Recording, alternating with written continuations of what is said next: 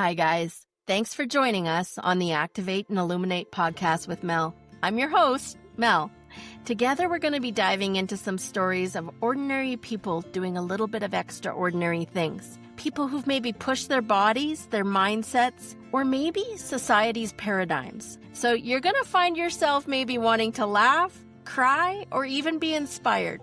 We would invite you to share, like, and subscribe, to sign up for our newsletter as well on activateandilluminate.com. Now, just keep in mind that this information that you are going to hear is informational and educational for entertainment purposes only. This does not constitute professional advice of any kind. The views expressed are those of myself and guests only. Listeners are encouraged to seek professional and legal advice regarding their own situations. So, thank you for joining us. We appreciate your time, and thanks again for being here. Well, hello, everyone, and thank you guys so much for being here. Today, I am joined by Vanessa Marshall. Now, Vanessa is, I'll read you a little bit of her bio. So, she's the founder of Jack 59, an indigenous and women-owned haircare company based in Canada. And her desire was to create a haircare that actually worked and reduced all the waste. So she started this. She wanted to eliminate plastic bottles from the landfill, and she's going to tell us all about that. So this is a company based on indigenous values, community responsibility, and long-term thinking. And she's proof that everyday routines can make an impact. So today we're going to dive into it. So I'm so excited to have you here, Vanessa. And we're just going to have a real life conversation about your brand, what you've created, some of the success that you've had, and how you did it. Welcome. Wonderful. Thank you, Melanie. Thank you for having me. I'm happy to be here. Yeah, I mean, I love talking about Jack 59. It's definitely, always been a passion project of mine. When I started it, there was a lot of skeptics about whether it could be done the way that I wanted to do it or not.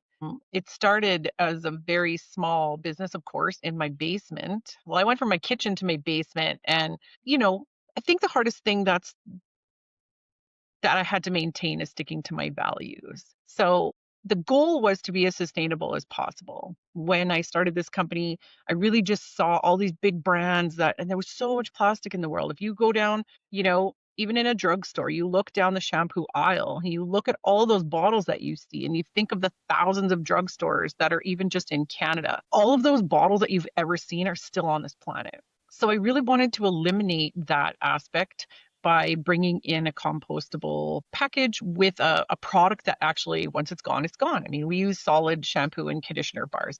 This is what we manufacture for the most part.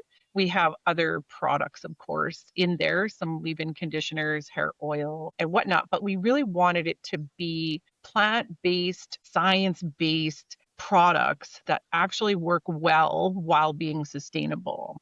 I feel like a lot of people, as kind of like a sustainability, I feel like it ebbs and flows. Like our parents were using bar shampoo, or maybe our grandparents, I don't know. And then, we kind of go through this, like the convenience of a bottle, and so I think a lot of those things kind of come full circle, and people are looking for a newer option. So that really was the goal. We are certified B Corp, which means that we put people and the planet ahead of every decision that we make. So we actually had to change our incorporation documents to say that. Okay. So that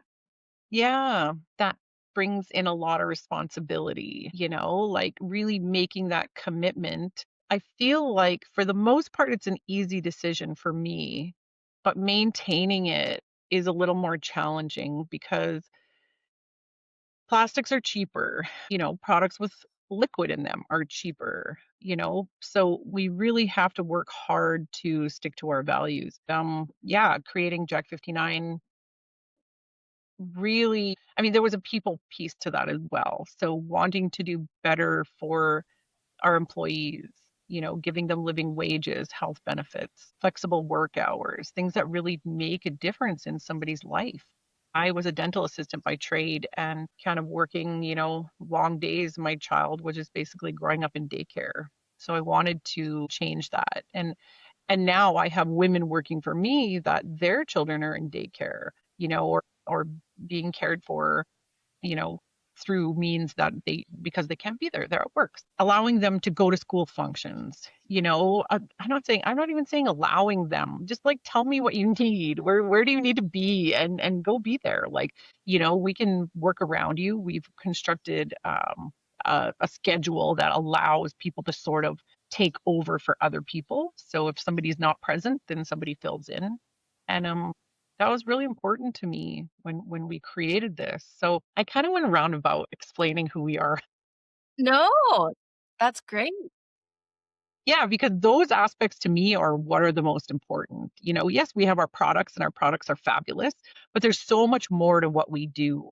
And we're having to make some really hard decisions lately. This hasn't been announced yet, but we're actually coming off of Amazon because it just doesn't align with our values. And that is a hard decision to make. It's probably about not quite a third of our income comes from Amazon. And it was always a hard choice to be on Amazon. It's sort of like, a lot of when I talk to people about it, I'm just always like, oh, it's a necessary evil. But I'm just at the point now where it's not a necessary evil. And we'll do a big campaign and explain to people why we don't want to be on Amazon. Their workers don't have living wages. They don't have health benefits. They are not even safe at their jobs. I mean, there's people that have been dying in Amazon warehouses because they're too hot. Just, I don't want to get too much into it and say like, oh, Amazon is all bad, but it doesn't align with our values. And we really want people to know, we want you as a personal customer. We want to be able to give you what you need, good deals. We lowered our free shipping to $50 instead of 100, just so that we can kind of maintain those values, but you got to make money at the same time. So we're really just trying to recalibrate this year. We're going to offer a few more products and really stand behind our values and create an actual marketing campaign around that to let people know where we stand and why. Yeah, that's really important to me. That's such a great perspective and so great to see somebody doing it from that. One of the brands that I've admired their unapologetic. I just think it's the tallowed truth. Mm, They're just like, people may disagree or, not agree with them, but whatever, but they're just so unapologetically, "This is us," and I love that you say that it doesn't align, that it's a hard choice, but it doesn't align with your values. And, um, just in looking at some of where I could find some of your products, I saw that they were on Amazon. yeah. So that is such a brave decision. Such a brave decision. Good for you. Yeah, it's not a popular decision, that's for sure. Mentors and, investors and anybody. I even have like this lady that I talk to all the time and she gives me advice and she was like, "Well, do you shop on Amazon?" And I was like, "Well, if yeah, I don't shop in there a lot, but there are just some things that I can't find. So then I'll buy them off Amazon. But we're everywhere. We have shops all the way across Canada, and you can purchase from our website. Our shipping is almost the same speed as shopping on Amazon. And when you're putting your money into a site like Amazon, the brand only gets about 50% of that. I mean, there's a reason Jeff Bezos lives on a, $1 billion yacht or whatever it is, Yeah. I mean, he's making about 50% of that income as well. So if we work hard enough to, get people to stand behind what we stand behind and get them to come back to our site, we'll be able to continue to pay, living wages and health benefits. And that's really important because we spend a ton of money to be on Amazon. There's also other tricky things that they do. Like once we sell a product to a store, we have no control over how much they sell that product for. And of course, stores are going to have sales. And when Amazon sees that another store, like they crawl the internet continually, Yeah. if they see another store is selling our product for less, like our buy button can actually get hidden because somebody else is selling it less than we're selling it on Amazon. Like they want to have the lowest price possible. So they're tricky and expensive. And we're just going to stand behind our decision and have a huge campaign and make it valuable for people to shop directly with us. I so appreciate that decision. I mean, I'll be honest with you, Vanessa. I live in the middle of nowhere. Yeah. Amazon, I can have something brought to my door tomorrow. Yeah, I get it. And I don't love, it makes me sick. The fact that we can't find some of these things in small little mom and Oh, pop stores anymore. yeah. But the convenience of it, no one else is gonna save me $25 in gas. Right? No, it's true. And I think, it's not to say you have to stop shopping on Amazon. Nobody's ever going to stop shopping on Yeah, Amazon. It is what it is. But we just have to look at our product. And, if the other thing that we're doing a campaign around is if you have a store in your area, let us know. We'll reach out to them. We'll see if we can put our products in a store that's located right beside you. And that way people have a local option. So now we're eliminating the carbon footprint of shipping it directly to your house, right? Like we can ship one order for a whole bunch of people and then they can, go into the yeah, store and buy it that way. So yeah, we're never going to solve the world's issues, but yeah, I think this way we'll do the best that we can. And we also have like loyalty programs. You accumulate points towards future discounts. We often have people that receive our orders within 24 hours. We ship okay. same day we receive the orders. Yeah, I mean the speed is there, the That's convenience amazing. is there. Yeah. Yeah, yeah, and I get it. Like, yeah, like I said, I'm not trying to solve all of the world's issues, just a few of them. This episode brought to you by protandemcanada.lifevantage.com. What if you could turn on your body to work like it was supposed to? What if you could have it remember how to handle toxins, stress, and the environment like it used to when you were young? What if it worked for your pets too? What if this is not about supplementing something that is missing, but activating something that has gone dormant? About actually turning on your body to make these things again. Learn how to activate your body now. Check us out, protandemcanada.lifevantage.com. So let's go back a little bit to like the vision and the mission and like when take yourself back to like when you were first for anybody that's out there right now thinking about, okay, maybe starting something or that has an idea in their head or something. Tell us where you were when you had this idea, like how it transpired and then some of the steps that you took to like make it happen because it's been, it's an amazing success story. Well, thank you. The vision was really I didn't want my child to be in daycare.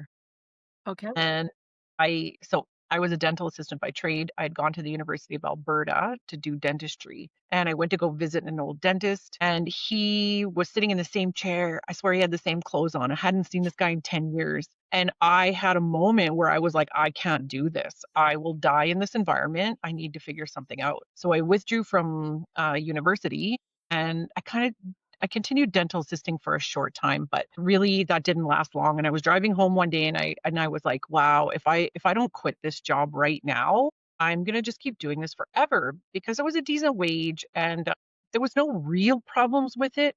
It just wasn't where I wanted to be. So I just quit my job. I didn't go back. It's not the best way. You should probably give some notice, but I didn't. I was like, I called, I said, listen, I'm done. I'm going to get my daughter at daycare and I'm going to figure something else out. So I was at home for a couple weeks and like, what am I going to do? My whole family are entrepreneurs. My dad owned an electrical business. My brother owns, a picker truck and a mill. Like he does logs and stuff. And my sister owns a coffee shop. So the entrepreneurial spirit is definitely in my DNA. And I like to take risk and I like to live on the edge. So if you're not into doing, risky decisions, entrepreneurship probably is not for you because there is a lot of risk involved in it. So I took I had a very small amount of savings. I started just buying some little ingredients. I started with soap and I was like, I could make some soap with some soap. And yeah, so it was exciting. You're working with lye and some chemicals. I had a lot of chemistry background. So I was like, I can use this knowledge. People think like, oh, you just dropped out of university after 4 years of doing pre-med and like that's such a waste, but it really wasn't a waste. I used a lot of that knowledge into learning the products that I could make. Dabbled a little bit here and there, wasn't my passion. We went on a vacation and I wanted to take a shampoo bar because I didn't want to pack all this shampoo. So I purchased one and I didn't love it. It wasn't great. My hair was very long at the time and it became super dry. My scalp was itchy. And I was like, what is happening? I had to go buy bottled shampoo. And when I got back, I was sitting on the beach and it was super hot. And I was like, why is this terrible? And I got onto my phone and I'm researching a little bit. And it was like literally that aha moment where you stand up and you're like, I was telling my husband, I was like, oh, I have it. I know the product that I'm going to make and we're going to be able to do this amazing. And so, that like, you got the aha moment, you almost pass out. And like, it was literally, literally like that. So when we got back home, I started researching and started creating shampoo bars that were, they had some nice proteins in them. They were hydrating and didn't leave your hair feeling goopy. And a big part of that was the pH level. So I figured out your hair has an ideal pH in between 4.5 and 5.5. So I don't know if you're familiar with the pH scale, but that means it's just a little bit acidic. So yeah, I think I made the first 5 varieties within the first year. And when I first took them to market, because at that point I was selling like bath bombs and lotions, just items that women have the potential to make at home, just ordering some supplies and you don't really need a lab or a factory. So yeah, I stopped doing all of that and just concentrated on the shampoo bars. And the first market that I went to, excuse me, I was really concerned that people weren't, first of all, not going to know what they were. And they were going to want all this other stuff and just kind of pass me by. And I basically sold out of everything that I had. And I was like, okay, people do care about the environment.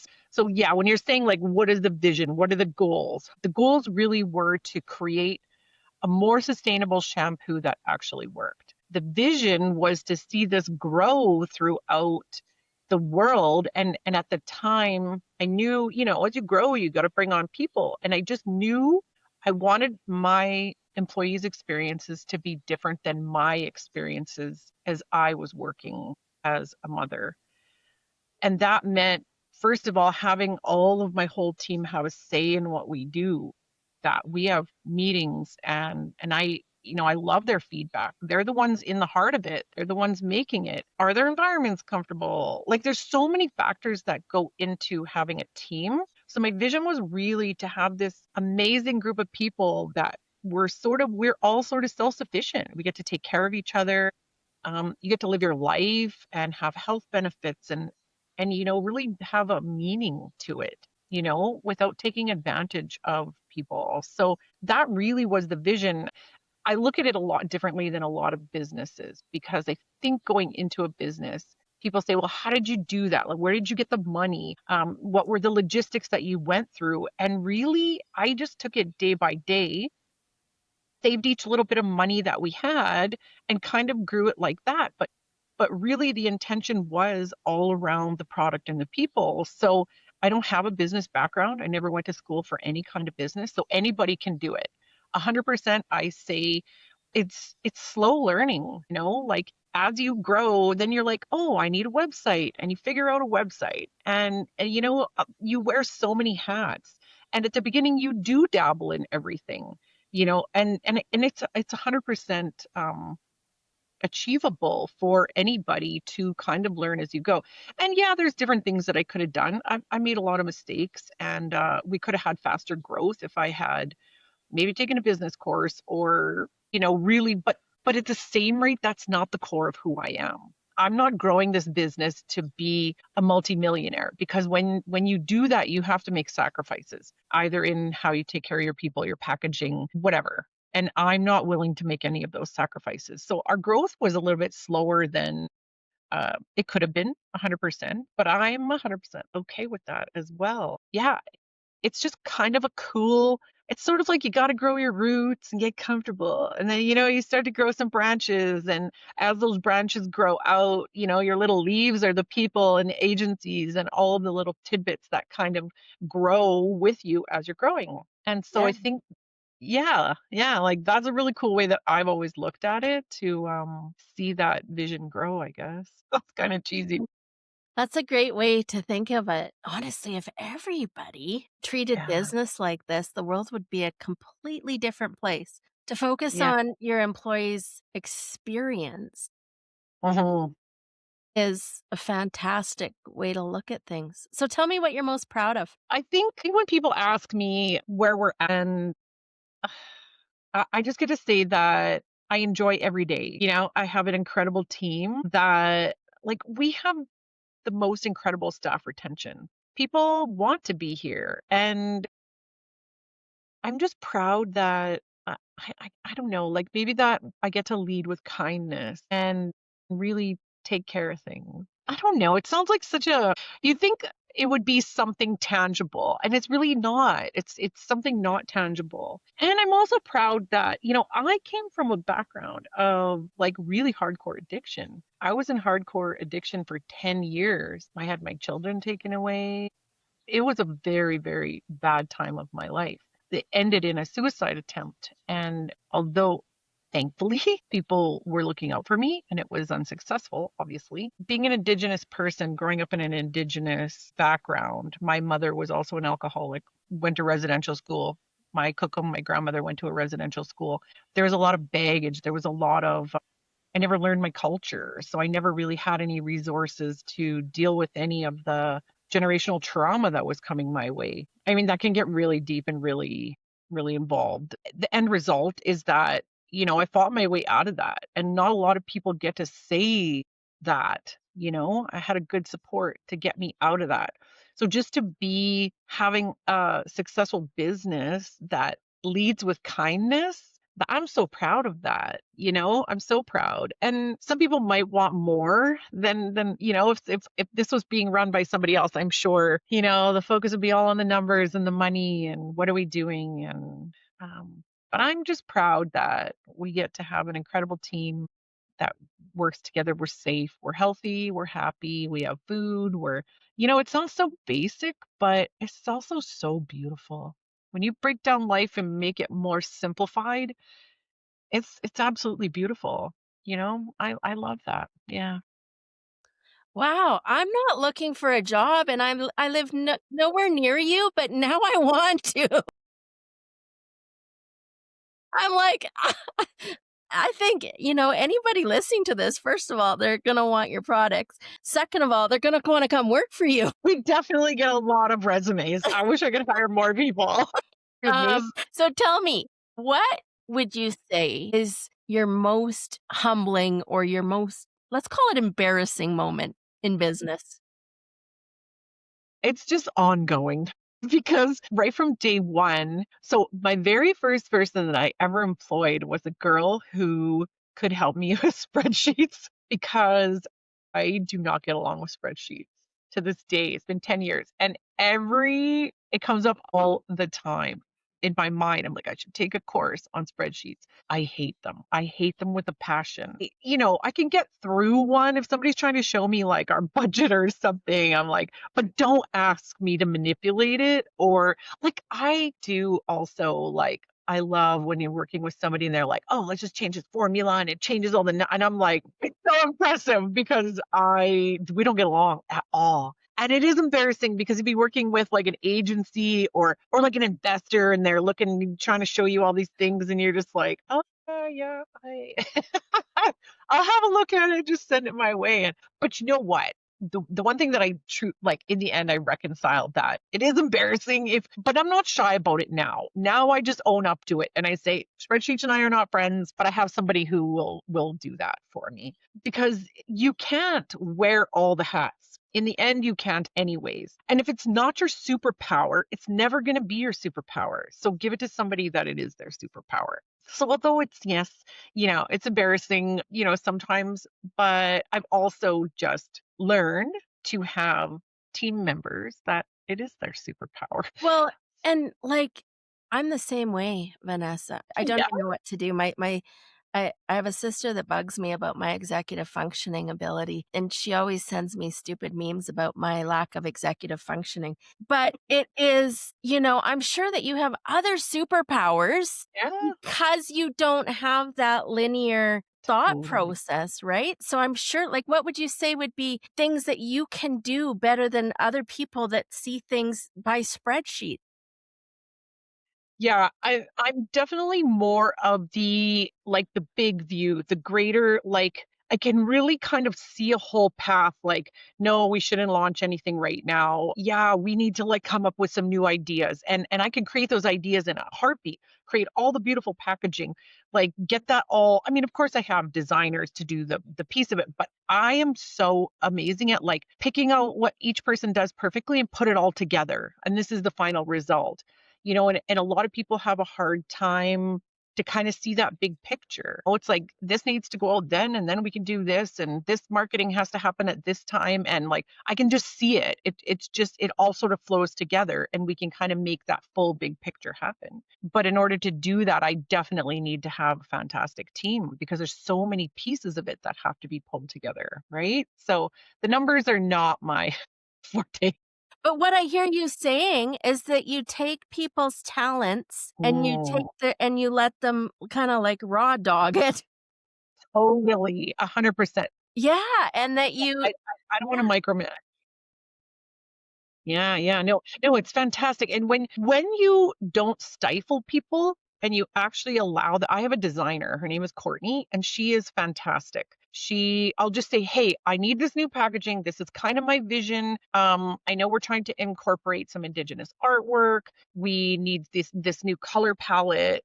And then you just let her go with it. She questions herself more than I do. She'll bring it to me and she'll say, okay, like this is the 13th rendition. Here's a few of the others that we went through. And I'm like, but your first one was so amazing. Like, look at it. So like, yeah, I think people are not used to working in an environment where they can just let themselves shine. There's so many of these weird expectations that you get from working in the corporate world for years and years and years that, you never feel like you're good enough. Somebody's always telling you you could be better. There's just these weird things that happen to people.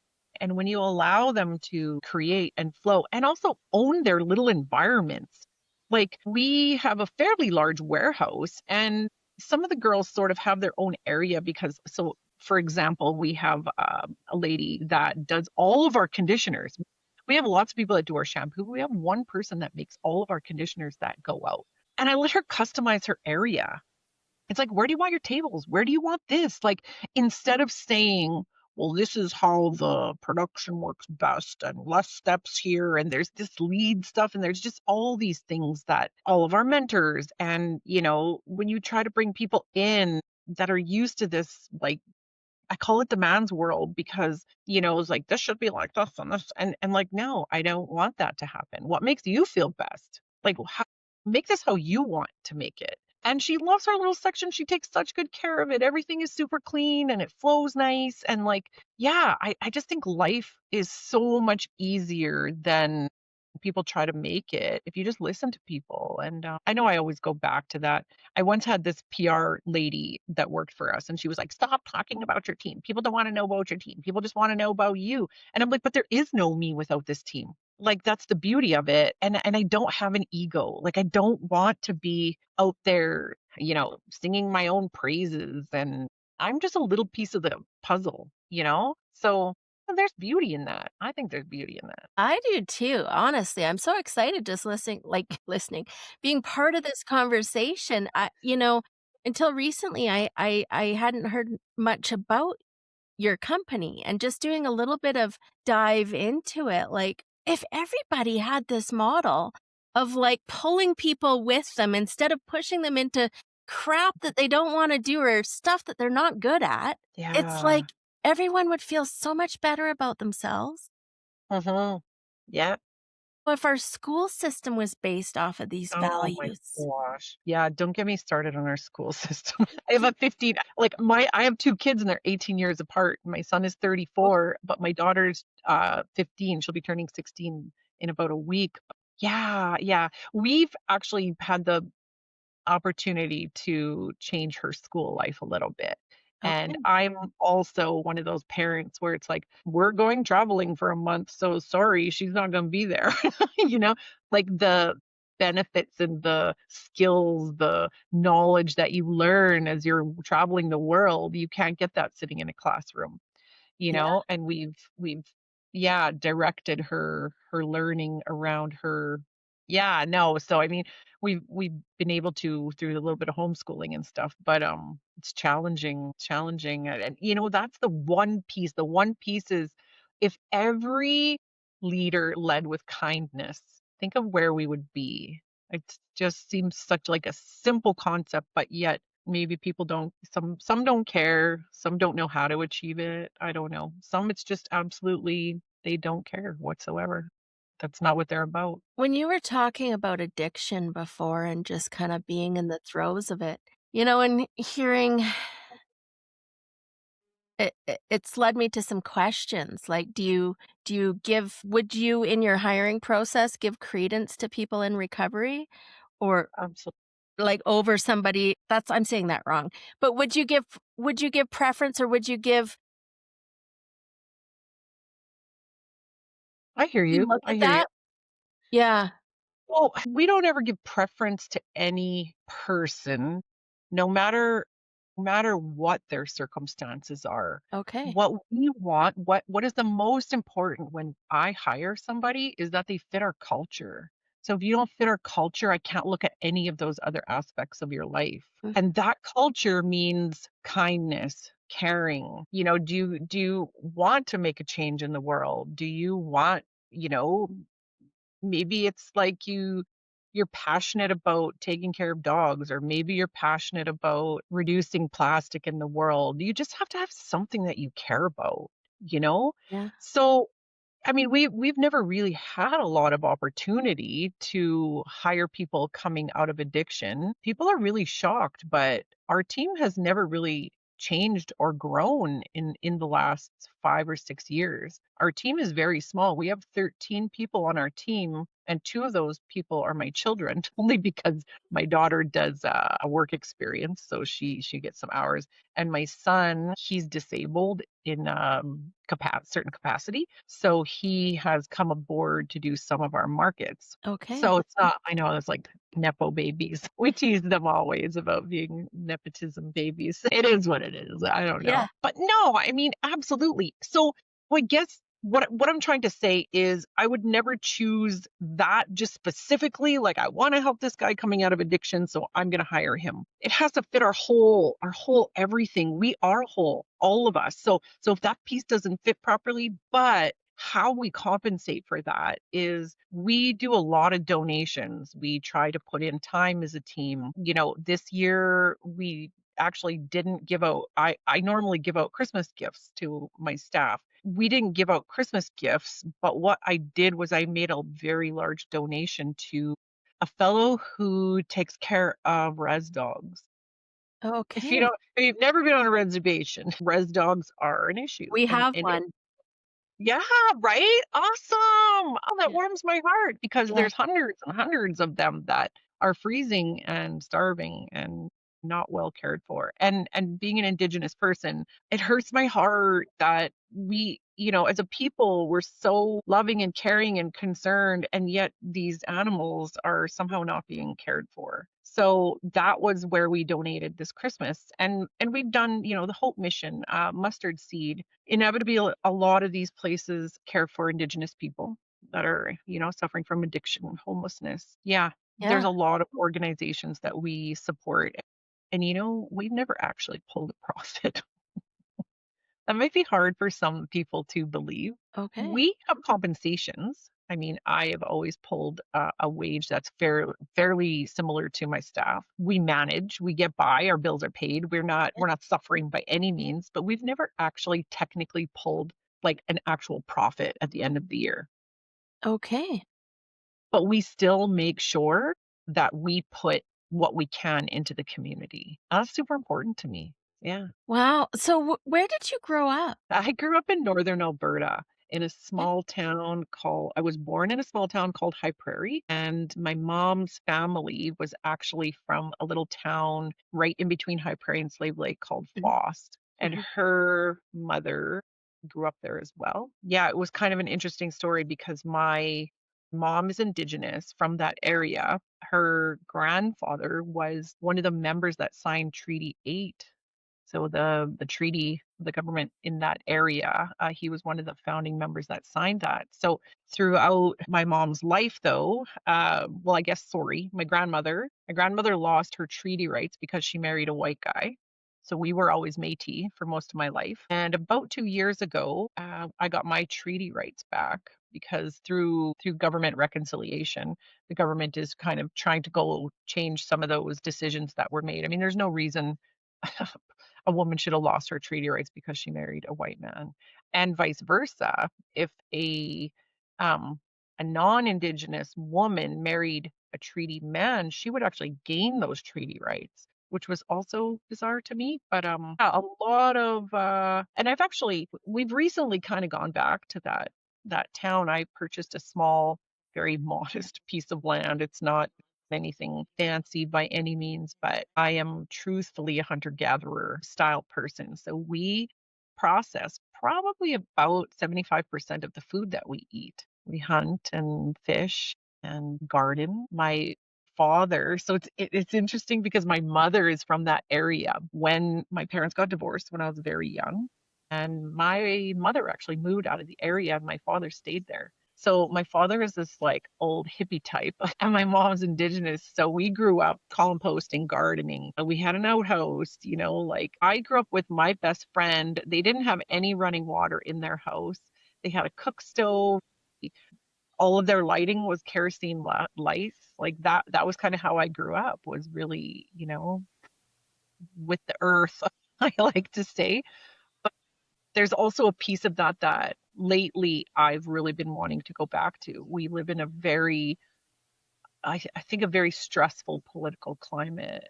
There's a lot of unknowns and a lot of unrest, and being out in nature and gardening and picking berries, it's very peaceful to me.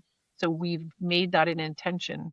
This last year, my son spent almost the whole summer with my parents tending their garden and learning about their greenhouse and how they process food, and because they're also in their late 70s, and we want to keep that legacy. We want that to be our family legacy, is living off the land. And yeah, I just love that we're at this place where we get to go back and really absorb that. And it's amazing to me to get out of the city and, take care of ourselves. I'm obsessed with processing food. So we have like dehydrator. We just did a big batch of sausage with all of our extended family. My dad has this big processing place out in the garage, and we all get to come together and spend a few days together. As a big wood stove in his garage, and yeah, it's Wow. amazing. You're not gonna believe this, Vanessa, but I grew Okay. up very similar. Oh, interesting. So at one point, my parents had bought in this land and then ended up just doing a little tiny cabin. And then Okay. it ended up turning, it was just gonna be a summer cabin, and then it ended up turning into a 9-year cabin. Wow. And so, for the first year, there was no running water, no electricity. I grew up with kerosene lamp. It was like I know that life, but I'm actually so grateful to it. I Yeah. don't know if anybody has ever grown up like that, that they can understand the stillness Yeah. and the peace in a Mhm. place like that. Like, I'm thankful to it now. And as far as I'm married to, like, the equivalent of Bear Grylls now, so, there's a lot of different kinds of meat in our freezer as well, but Yeah. it's a life that you don't appreciate until you have it, and then I think right That's now, everyone is trying to go back, and if you grow up on a phone and you're sitting here looking at it all day long and you haven't grown up in the outside, you don't even realize you don't have the ability to even hardly go outside. No, no, absolutely. It's a very scary place if you're not familiar with it. We Yeah, sometimes bring friends. So we have another piece of land that's kind of out really in the middle of nowhere. Like you have to quad out there. And you want to talk about stillness and quiet. We've brought friends out there who are absolutely terrified because it's absolutely quiet. You yeah. can't hear anything. And they're like, no, we're gonna die out here. You're so much safer here than you are anywhere in the city at any moment. Yeah. I don't even care if you're in your own home. Like, yeah, so you're right, though. It's very unfamiliar to people who have never experienced it. And to me, it's very, very peaceful and calming. But a cute little story. So at Christmas time, my daughter gave us her Christmas list. And it made us like, when your phone, when you're like, you pull up a picture and it'll say, these are also similar pictures are from the same time or something. So we're looking at my daughter's Christmas lists over the years, and it was like a torch and things to burn with the torch. And then, so this year she wanted a gutting knife. And if you've ever seen a gutting knife, I don't know if your audience will be familiar, but it's like a knife, except it has this big backwards hook kind of on the other end. It looks kind of like a really deadly knife, but I know, like, what 15-year-old girl asks for a gutting knife for Christmas? So we bought her this gorgeous gutting knife. And the reason she wanted it, because this year was the first year that she helped us skin a moose. And it was it was both my children, my husband, my dad. Yeah, we laid down tobacco, when we just to give an offering back to the land for sharing that bounty with us. And yeah, it was such a spiritual time. I think that every person that eats meat should have to process some kind of meat at some point. It really gives you a different perspective on what you're eating. But the gratitude is there. Yeah, 100%. Yeah. I Yeah. I grew up with, no hunting signs and, being sung Dylan and living on tofu. But now I'm married to, Mr. Alberta Outdoorsman. And I was so grateful when he was able to teach our children some of these skills that that they've just come to appreciate. Tell me, Yeah. what do you think? You look at this brand and this business that you've created. Where do you think any of these ideals or these, thoughts that you've been being able to put into the creation of this and to be able to stick to your ideals? Tell me, Mhm. did any of that come from your upbringing and the nature? Absolutely. Yeah, I mean, I think that's a huge part of why I chose to do what I do. Yeah, I mean, they're all connected. Yeah. Like in the business trying to take care of the land and then going back home and living off of that land and seeing the beauty of what we're trying to preserve. I think if a lot of people got to have that connection, it's like maybe that's what we're trying to do is actually connect those two pieces and have more people see because I think people are so disconnected. It's like, oh, do I buy this liquid gigantic bottle at Costco that's going to last me a month because it's there, it's convenient, it works great. But like, do you see where that bottle goes? It's like, well, we have a recycling program in Canada. Well, we actually really don't. I mean, only about 9% of what we put into the recycling actually gets recycled. So you kind of have to assume that everything that you use is going to go into the garbage, right? And I mean, people live on concrete and sidewalks. And even my dog, I was so embarrassed. My dog only wants to walk on the sidewalk. When we first brought her to the bush, she was like, down this grass. And I was like, oh wow, this is wild. And it really like we were all like, it's true though. It's just what happens. You don't see that connection and you become separated from it. So I think, yeah, that definitely is a piece of our goal is to really connect those two pieces and have people like I don't, I'm not going to try to convince you whether you believe in climate change. I'm not trying to make you change your whole life patterns. All I'm saying is just step back and think a little bit.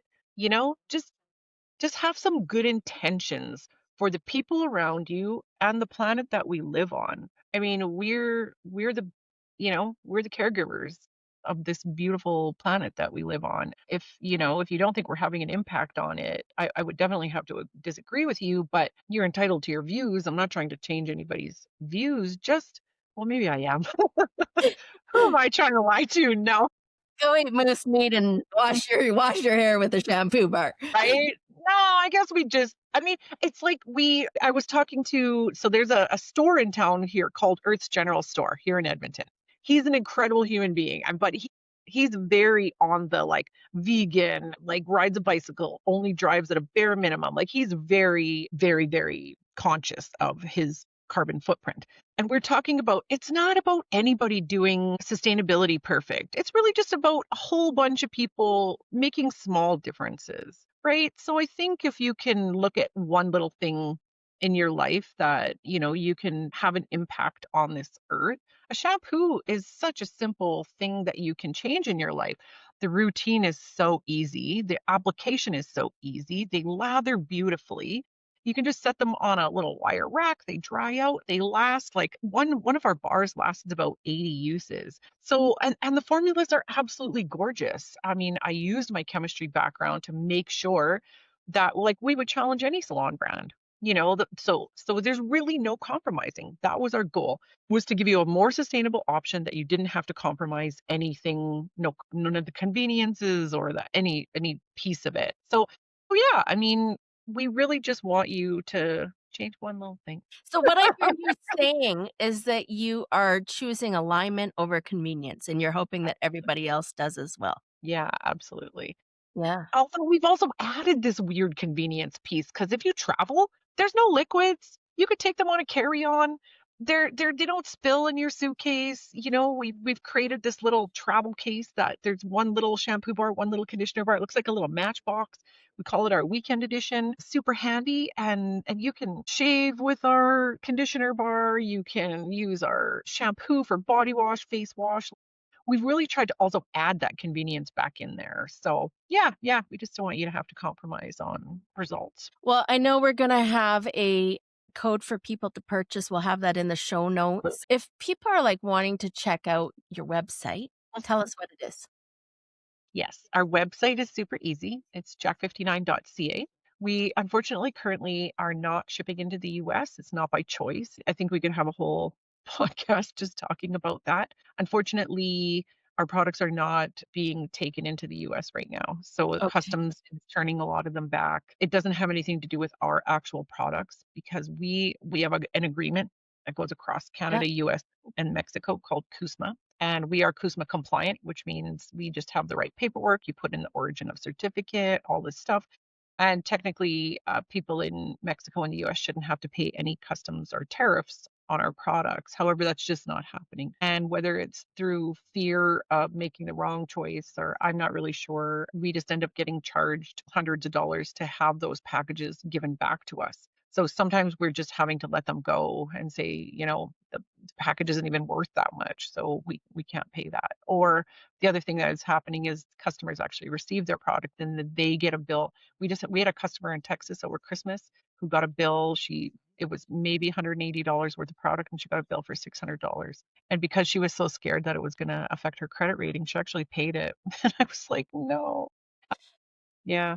Yeah. So unfortunately, right now we're any country other than the US. Okay, okay. So, for other people, other founders, other companies that are thinking and trying to scale without selling out, because this is what I hear you saying that you have done, what would you give as, like, some advice to them? Yeah, one of the biggest things that we did was we started going to the CHFA trade show. So that's the Canadian Health Food Association trade show. At that trade show, there's two of them. One is in Vancouver and one is in Toronto. They have similar shows in the US. They're basically direct, like B2B, which means business to business trade show.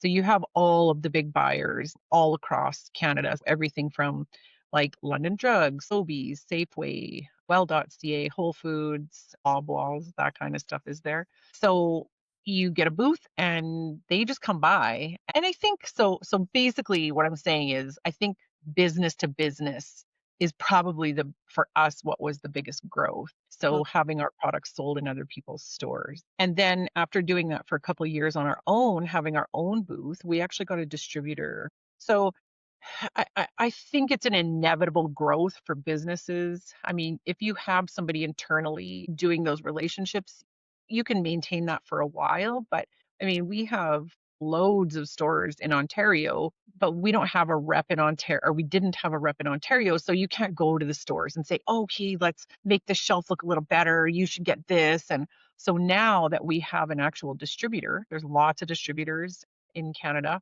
for foods, natural products, depending on what you're looking for.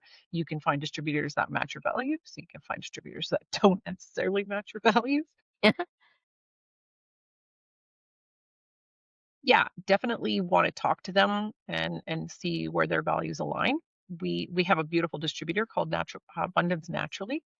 And yeah, they've gotten us into some really great stores. And now when we go to the CHFA, we're in their booth.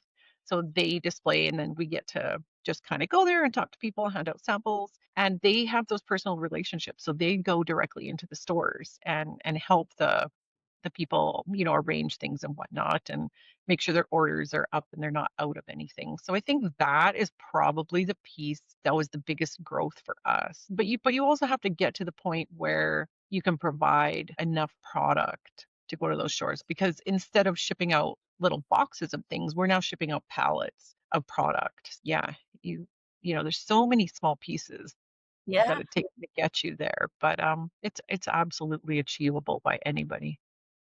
Well, I just love your first of all, I appreciate your candidness. Well, I thank you. appreciate your honesty and your vulnerability of just where you came from and what some of your struggles were. I love hearing about successes, and I love seeing people that don't necessarily, that give not necessarily handouts, but hand ups, and that's what I see you doing. Well, Being able to just support people in what they're needing to be able to live in this world right now, which yeah, isn't the easiest for families and for individuals, and it makes me so excited to hear about you giving people a living wage. The people that I know that have interacted with you have said that's what they told me is that they treat their employees like gold. yeah. Well, that's the most important thing to me. Yeah, Yeah, yeah. I appreciate that because it's not easy. No, It's not. And we actually, a quick little story. yeah. We are going to have this big investor spend about $500,000 investing into Jack 59, and they refused to do it because we wouldn't lower our wages. And I said, "See you later." Wow, amazing. Yeah, yeah. The And when I maybe I gave the wrong impression when I was like, "We don't make a profit." yeah, On the books, technically, it looks like we don't make a profit, but that's only because we're sinking everything right back in, right? yeah, And we're all absolutely happy and taken care of, and that's probably why, is because we all have health benefits, we all have good wages, yeah, and that's really what matters out of it. Like, I don't need to be some millionaire and all my people are just suffering. Like, that makes no sense to me. I'm comfortable. So, yeah. yeah, yeah, sorry. No, I honestly, this has been such a refreshing conversation, Vanessa, because I think it's such a great example of you're constantly being faced, I'm sure, with decisions that are for your values and a little bit easier and a little bit more money, or, just that constant juggle. And to see you making bold decisions like no more Amazon, that is amazing. Absolutely. It's not easy for sure, especially, I mean, every day we see our competitors launching new products that are trendy and they look great, but they're all full plastic and I'm like, I don't know.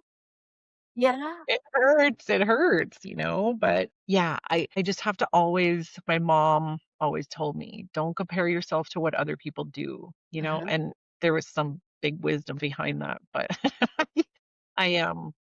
Yeah, we have to just stick to our guns and be proud of the way that we're doing business, and so, yeah. Well, from listening to what you're doing, I'm sure that you absolutely can feel proud of what you're doing.